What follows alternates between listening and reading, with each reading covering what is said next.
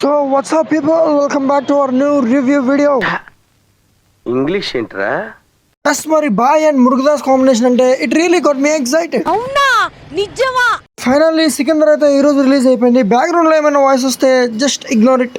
ఈ రోజు proper review వీడియోలోకి వెళ్ళే ముందు ఛానల్ ని సబ్స్క్రైబ్ చేసుకోండి, వీడియోని లైక్ చేయండి, మీ ఫ్రెండ్స్ అండ్ ఫ్యామిలీకి షేర్ చేసేయండి. నార్మల్ గా ఎవరి వీడియోలో ప్లస్ పాయింట్స్ గురించి మాట్లాడుకుంటాం. మరి ఈ రోజు అయితే ఫస్ట్ మైనస్ పాయింట్స్ నుంచి స్టార్ట్ చేద్దాం. మరి ఫస్ట్ మైనస్ పాయింట్ విషయానికి వచ్చేస్తే సినిమా అసలు మురుగదాస్ గారి ఫిల్మ్ లానే లేదు.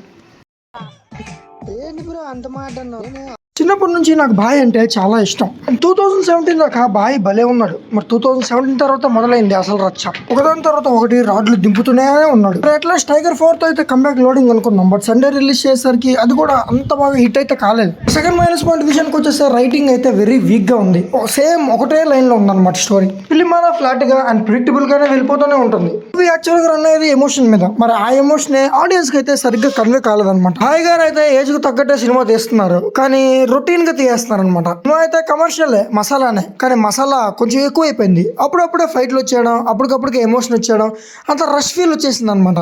ఫ్యామిలీస్ అయితే మేబీ బాగా కనెక్ట్ అయిపోవచ్చు అనమాట, బట్ మూవీ లవర్స్ మాత్రం కనెక్ట్ కావడం కష్టం. ఒక నార్మల్ ఎమోషన్ ఉంటే చాలు, ఫ్యామిలీతో వెళ్ళాలి, టైం పాస్ అయిపోవాలి అనుకుంటే ఖచ్చితంగా మీరైతే సినిమాని ట్రై చేయొచ్చు. అది మాకు కంటెంట్ ఉండాలి, స్ట్రాంగ్ స్టోరీ ఉండాలి అని కానీ మీరు అనుకుంటే ఖచ్చితంగా నేనైతే ఫిల్మ్ అయితే రికమెండ్ చేయను అనమాట. పర్ఫార్మెన్సెస్ విషయానికి వచ్చేస్తే బాయ్ పర్ఫార్మెన్స్ అయితే బాగా చేశాడు. ఎమోషనల్ సీన్స్ లో కూడా బాగా వర్కౌట్ అయ్యాయి. ఆ రష్ ఫీల్ ఏదైతే ఉందో ఆ ఎమోషన్ ని కంప్లీట్ గా డిస్ట్రాయ్ చేసిందని చెప్పాలి. అది పెద్ద మైనస్. నాకు అర్థం కాని విషయం ఏంటంటే అందరూ ఈ మధ్య రష్మిక గారి మీద ఎందుకు పడుతున్నారని నాకైతే అర్థం కావట్లేదు. మరి లక్కీ చామన్ తీసుకుంటున్నారో, మరి ఆమెలో అంత యాక్టింగ్ ఏం కనిపించిందో నాకైతే అర్థం కావట్లేదు. కానీ రష్మిక గారు కూడా బాగానే చేశారు. మరి ఫైట్స్ విషయానికి వచ్చేస్తే ఫైట్స్ అయితే డీసెంట్ గానే ఉన్నాయి, ఇల్లాజికల్ గా అయితే అసలు లేవు.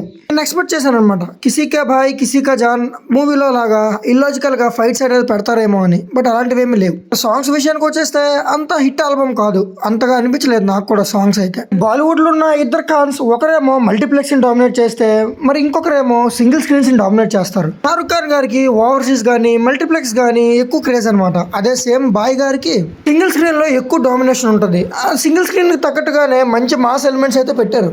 మైనస్ పాయింట్ ఏంటంటే అవి వెంటనే వచ్చేస్తుంటాయి గ్యాప్ లేకుండా. అన్నెసరీ ఫైట్స్ కూడా పెట్టారనమాట. మధ్యలో చాలా గ్యాప్ ఇచ్చేసి మళ్ళీ వెంటనే బ్యాక్ టు బ్యాక్ ఫైట్లు అయితే పెట్టేశారు. ఎలివేషన్స్ ఏమైనా పెట్టారా అంటే అంతగా పెట్టలేదు. సింగిల్ స్క్రీన్స్ లో మాత్రం ఫైట్స్ అయితే ఎంజాయ్ చేస్తారనమాట. అండ్ బాయ్ యాక్టింగ్ కూడా. సెకండ్ హాఫ్ విషయానికి వచ్చేస్తే స్టోరీ అయితే డౌన్ అవుతూనే ఉంటుంది అనమాట. నాకు కూడా కింగ్ మూవీ సినిమాలో బ్రహ్మానందం గారి రియాక్షన్స్ వచ్చాయి. మరి బాయ్కి ఇది మంచి కంబ్యాక్ అంటే ఫ్యాన్ అయిన నేను మూవీ లవర్ని కాబట్టి ఖచ్చితంగా కంబ్యాక్ కాదని చెప్తాను. ఏదో ఒకసారికి అది కూడా మాకు టైం పాస్ అయిపోతే చాలు అనుకుంటే మాత్రం ఫిలిం కి అయితే వెళ్ళొచ్చు. లేదు మాకు కంటెంట్ స్టోరీ కావాలని చెప్పాను కదా, అలా అయితే నేనైతే ఖచ్చితంగా ఫిల్మ్ ని రికమెండ్ అయితే చేయను అనమాట. మరి ఫైనల్లీ నేను దేనికి ఇచ్చే రేటింగ్ అయితే 6.5/10. ఫైనల్ గా సినిమా అయిపోయిన తర్వాత నాకైతే ఏమనిపించింది అంటే మరి ఈ రోజు వీడియోకి అయితే ఇంతే. ఛానల్ ని సబ్స్క్రైబ్ చేసేయండి, వీడియోని లైక్ చేసేయండి, మీ ఫ్రెండ్స్ అండ్ ఫ్యామిలీ షేర్ చేసేయండి. చూస్తున్నారు కానీ సబ్స్క్రైబ్ చేయండి, సబ్స్క్రైబ్ కొట్టండి. మరి నెక్స్ట్ రివ్యూ వీడియోలో కలుద్దాం. అందరికీ హ్యాపీ ఉగాది.